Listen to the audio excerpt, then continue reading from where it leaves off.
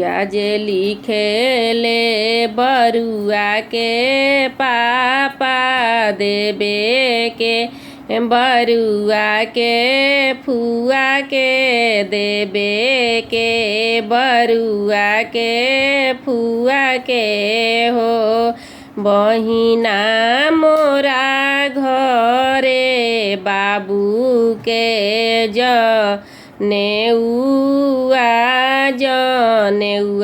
देखे आई जाल पड़िया परिछे आई जई तू हो।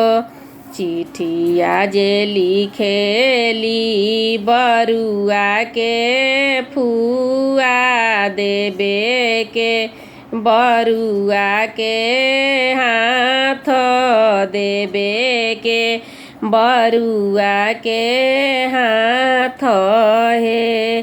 भैया भाभी के बोलिया कु बोलिया तो हम नाही आइबै जत नाही पाइबै।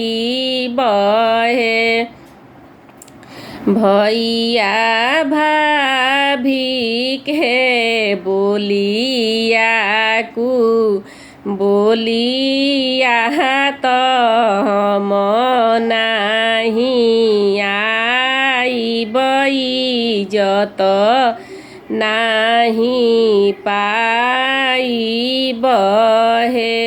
चिट्ठिया जे लिखेले बरुआ तो देबे के, फुआ के हाथ देबे के, फुआ के हाथ हे।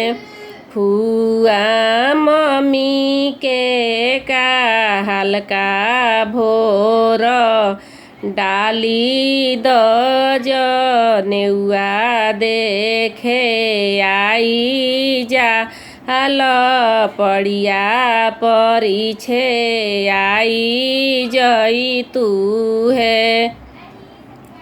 फुआ मम्मी के हल्का भोर डाली द जनेउआ देखे आई जाल पड़िया परिछे आई जई तू है।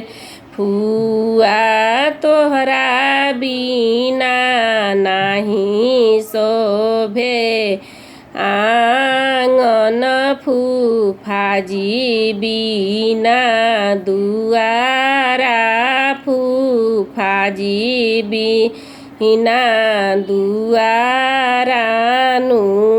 फुआ तोहरा बिना नाही शोभे जनेउआ, फूफाजी बिना दुआरा, फूफाजी बिना दुआरा नु।